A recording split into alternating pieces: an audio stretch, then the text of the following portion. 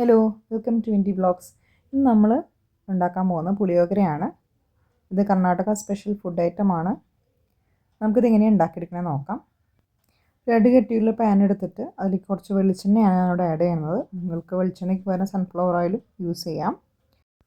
എണ്ണ ചൂടായി വന്നതിന് ശേഷം നമുക്കിതിലേക്ക് കുറച്ച് കടുക് ഇട്ട് കൊടുക്കാം. അപ്പോൾ കടുക് ഒന്ന് പൊട്ടി വന്നതിന് ശേഷം ഞാനിതിലേക്ക് 2 വറ്റൽമുളകാണ് ചേർത്ത് കൊടുക്കുന്നത്.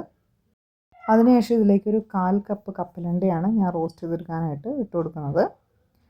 അപ്പോൾ ഒരു ഏകദേശം 2 മിനിറ്റായി കാണാം നമ്മുടെ കപ്പലണ്ടി എല്ലാം നന്നായിട്ട് റോസ്റ്റായിട്ട് വന്നിട്ടുണ്ട്. ഇനി നമുക്ക് തീ ഓഫ് ചെയ്യാം. അതിനുശേഷം നമ്മളിവിടെ പുളിയോഗര മിക്സാണ് ചേർക്കുന്നത്. അപ്പം പുളിയോഗര ഇൻസ്റ്റൻറ്റ് ആയിട്ടുള്ള പേസ്റ്റും കിട്ടും, ഒരു പൗഡർ ഫോമിലും കിട്ടും. ഞാനിവിടെ പൗഡർ ആയിട്ടുള്ള മിക്സാണ് വാങ്ങിച്ചിരിക്കുന്നത്. അപ്പോൾ ഇത് ഒരു 3 ടേബിൾ സ്പൂണോളം ഞാനിതിലേക്ക് ആഡ് ചെയ്തിട്ടുണ്ട്.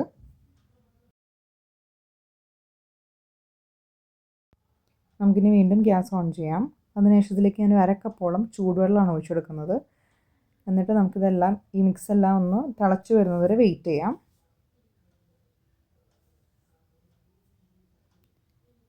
അപ്പം ഒരു തിള വന്നു കഴിയുമ്പോൾ നമുക്കിതിലേക്ക് കുക്ക് ചെയ്ത് വെച്ചിരിക്കുന്ന റൈസ് ഇതിലേക്ക് ആഡ് ചെയ്യാം. ഞാനിവിടെ ഉപയോഗിക്കുന്നത് കുക്ക് ചെയ്തിട്ടുള്ള സോന മസൂരി റൈസാണ്. ഏകദേശം 1/4 കപ്പ് അരി ഉപയോഗിച്ചിട്ടാണ് ഈ റൈസ് കുക്ക് ചെയ്തെടുത്തിട്ടുള്ളത്. അപ്പോൾ അതിൻ്റെ ഒരു അളവായിട്ടാണ് ബാക്കി മിക്സും കപ്പലണ്ടി എല്ലാം നമ്മൾ ആഡ് ചെയ്തിരിക്കുന്നത്.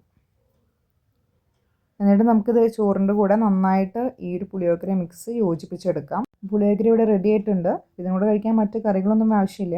അച്ചാറോ അല്ലെങ്കിൽ തൈരോ കൂടെ നമുക്ക് കഴിക്കാവുന്നതാണ്. ഈ സിമ്പിളായിട്ടുള്ള റെസിപ്പി എല്ലാവർക്കും ഇഷ്ടമായെന്ന് തോന്നുന്നു. എല്ലാവരും ട്രൈ ചെയ്ത് നോക്കിയിട്ട് അഭിപ്രായം പറയുക. വീഡിയോ ഇഷ്ടമായെങ്കിൽ ലൈക്ക് ചെയ്യുക, നമ്മുടെ ചാനൽ സബ്സ്ക്രൈബ് കൂടെ ചെയ്യണം. Thanks for watching. ബൈ.